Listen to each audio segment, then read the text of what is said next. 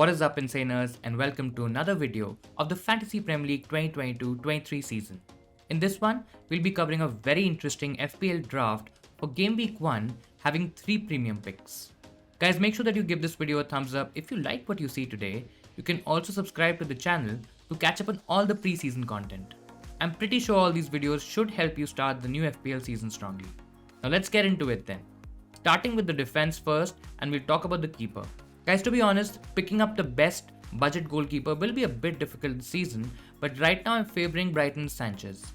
I feel he's a better pick than somebody like Araya. He plays for a better defense. Even after the loss of Bissouma, guys, I still feel Brighton can keep more clean sheets and maybe just be a little bit more compact and solid defensively. The first 8 fixtures are actually pretty good, so I think Brighton should keep a few clean sheets. The underlying defensive stats were also decent, and even if Sanchez is not the most explosive keeper, let's say somebody like a Ramsdale for example, I still feel he's a decent keeper to go for.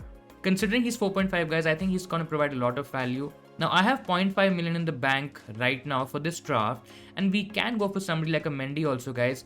But seeing what Chelsea has done so far in preseason, the defense looks a bit shaky. There are a few incomings, there are a few outgoings as well. So we still don't know what's the exact settled defense and how they're performing. And I think it's better to go for one of their defenders, one of their wing backs, rather than Mendy here. Now coming to defense, guys, we have the top 2 picks, the top 2 defenders of last season, Trent and Cancelo. I think majority of the FPL managers are going to go for them for the first few game weeks at least. And I think it's a wise move to go for. Both are also the most owned defenders, the top 2 owned defenders in the game right now. And I think you should definitely go for them. To be honest, I don't see any alternatives here. Yes, you can go for Robertson, but Trent I just feel is a superior option. And when we're talking about Man City, guys, I think Cancelo is definitely above somebody like a Walker, maybe even a Diaz, who plays centre back for Man City. Now the third option we have here is James, guys. Yes, you could also argue that you can go for Chilwell, but Chilwell, just because of his injury, the serious injury that happened to him last season, we still don't know how he's going to come back. From whatever we saw last season, guys, he got 6 consecutive starts, averaging 9 points per match, and that was pretty good for a defender. He was also first for shots in the box per 90, XG per 90, and points per 90 among all defenders. Now yes, the stats look amazing, but he played a lot less games than other defenders, and it would have probably evened out at the end. So here we've gone for Reece James, guys. He got 141 points last season. He was the 9th best in the league among defenders, guys. He had more goals than any other defender as well. Plus, if you look at some more stats, guys, he had the highest percentage expected goal involvements among all defenders in the league. Now, Reece James looks pretty good if he plays as a right wing back, guys. It's a big if, but if he plays as a right wing back, I think you should definitely have him in your team. He's also highly owned. More than 40% managers already own him, so he's going to be a template pick, but I think he's justified that. Now the other 2 defenders in this draft are cheaper options, guys. We've gone for Aït-Nouri. Now there's a lot of confusion, there's a lot of doubt in terms of which Wolves defender is the best option. Is it Aït-Nouri or is it Johnny? From whatever we've seen in the preseason, guys, it's not very clear. I think Aït-Nouri, to me at least, looks like a better option. He plays a lot more attacking, there's a lot of creativity in him, and he can provide a lot more assists than somebody like a Johnny, who's probably a little higher goal threat. We also know that Large commented on his play with Neto in the preseason, and I think it's also going to help Neto's overall performance and attacking returns. In all fairness, guys, with Semedo's injury, I think it's pretty much nailed for the first few weeks, and we've gone for him here. The last option is Nico Williams, guys. He's a very cheap attacking starting wingback for Nottingham Forest, and I think he's going to do well. Of course, you're probably not going to start with him every week, but he could be a decent option to go for. He's not really costing you any money, only 4 million. And if at all you need somebody from the bench to come on and give you some points, I think he's a great option.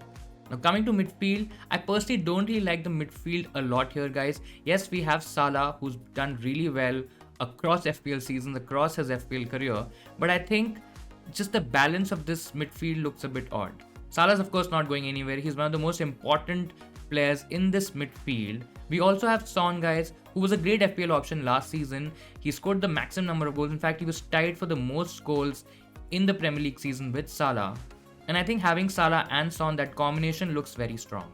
We know that Son is an extremely consistent high-level performer, guys. He generally manages to overperform his expected goals, guys, because he's a clinical finisher. And I think we're going to see that this season as well. Now, Spurs have had a great preseason so far. Son and Kane have been combining really well. And I think if you want to go for a premium second option, Son has to be your pick. Of course, his ownership is not as low as a Kane or maybe even a KDB for example, but I still feel the gains that you can get out of a Salah plus Son combined ownership, I think those could be really high. Now it's all good to be honest with Salah and Son on the team, but the overall structure, the other three midfielders are somebody that I'm not very comfortable with. Now we have Martinelli guys. Now there are high chances that Martinelli can share some minutes with somebody like an Nketiah who could play left wing this season. I'm not expecting Jesus to really drop to the bench and give Nketiah that number 9 role, but Martinelli could definitely share minutes. Still feel he's the better option on the wing guys, but there are chances of limited minutes. Now same could also be said for Leon Bailey guys. He's had a great pre-season, he's been doing really well and he's trying to push for that place in that starting 11 for Gerrard. In fact, Gerrard has also come forward and said that he's making it quite difficult for him to put him in the 11, and that is very interesting. Still, I'm not very sure. There is a certain element of risk involved with Leon Bailey, and though he could provide a lot of value at 5 million, he's still a risky punt. The third budget midfielder in this draft is Neto guys, another player who's had a great preseason so far, but he's from Wolves. Wolves don't really attack a lot. They are not known for scoring a lot of goals, but Neto in isolation has looked pretty explosive. He had a terrible injury last season, he couldn't play a lot of minutes, but guys, I think he's pretty much nailed in that Wolves setup. I think he can provide some attacking returns to his owners, and there are chances that he could do well from an FPL perspective. Still, it's kind of the same problem. He's not a known FPL asset. He's not really proven himself for the longer part of the season, so there is still a certain element of risk involved with Neto. According to current ownership, I think he's going to be a popular pick, but again, there are high chances that that could fail as well. So all in all, I think a decent midfield with Salah and Son, but the other three options, at least I'm not very comfortable with them because they are a bit risky. Coming to attack here guys, and we have Haaland, who's also one of the most owned players in FPL right now. I think he's going to do well whenever he's going to start for Man City. But is he going to be fit to start Game Week 1 guys? I think the Community Shield game should give us some idea, but he could be a great option to go for. He has a knack of picking up injuries guys, and we know Pep that he can play alternate systems as well. So is he really nailed 100%? We of course can't say that for any Pep player, but I think he's a great pick still. So the overall formation of this team is going to be a 4-5-1 for most weeks guys. You have 0.5 million which you can probably invest elsewhere. Maybe you can upgrade a Sanchez to a Mendy if Chelsea's defense gets stronger. You can maybe even upgrade an 8 Nuri to maybe an Arsenal defender guys. We don't have any Arsenal defenders or a goalkeeper at the moment. And if we feel that Zinchenko, if he's starting a lot of games, maybe even Tomiyasu if he's getting fit and he's starting majority games for Arsenal, or at least we get an inkling that he's going to start Game Week 1, then 8 Nuri can be replaced and somebody like a Zinchenko or maybe even a Tomiyasu can come in. I still feel they're better options than the Villa defenders or even someone like a Trippier for example. Now let's talk about the second draft, which doesn't have Son as a premium pick but has Kane instead. Now this team is also quite similar to the first draft here guys. Defense is almost similar. In fact, it's the exact same defense that we had in draft 1 guys. In terms of midfield, we have a few changes guys. We've retained Salah, we've retained Martinelli and Bailey as 3 midfielders in the midfield. Now the other 2 options are quite interesting guys. We have Rashford, who's yet another very risky pick to go for. He's been getting a lot of minutes in preseason, but again, that doesn't really guarantee FPL points. That doesn't really guarantee him getting back into the form that we all know him for. And I'm pretty sure it's a big risk. So all in all, we already have Martinelli who's risky, Bailey who's also risky, and then Rashford is also coming up and adding up to the risk. Our 5th midfielder is Andres Pereira. Again, another player who could have a lot of starts for Fulham. He's 4.5 million guys, and I don't think so you're probably going to get a better 4.5 million option in midfield. I feel he's going to play in an attacking role for Fulham. He could play as their number 10. And not only can he give you consistent starts, he may also be able to provide you with some FPL points, guys. So if you're looking at a 5th midfielder option, if you don't want to spend a lot of money on your 5th midfielder, I think Andres Pereira at 4.5 million is a great pick. You can maybe start him for some easier games against maybe promoted teams or lower ranked teams.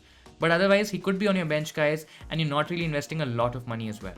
Now the most important bit of this draft are the front 2 guys. We have Haaland, who we've already discussed. We also have Harry Kane here guys, who's had a great preseason so far. He scored 5 goals and he's got 1 assist already. He's combining really well with Son, and it looks like the old Harry Kane is back. Last season was a bit tricky for him because he was eyeing a move away from Tottenham, but I think this season nothing of that sort is going to happen guys. He looks pretty settled.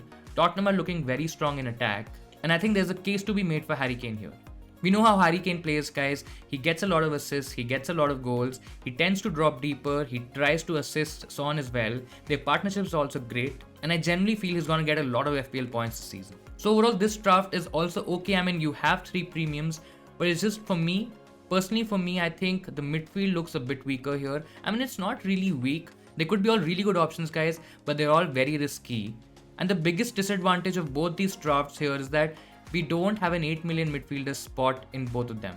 We all have cheaper options, so in case if we want to jump to an 8 million asset, guys, we'll probably have to downgrade somebody in defense, or we'll have to let go of Kane or Haaland, which is not ideal. Personally, guys, I'm still preferring the 2 premium or even the 1 premium draft with only Salah in the team.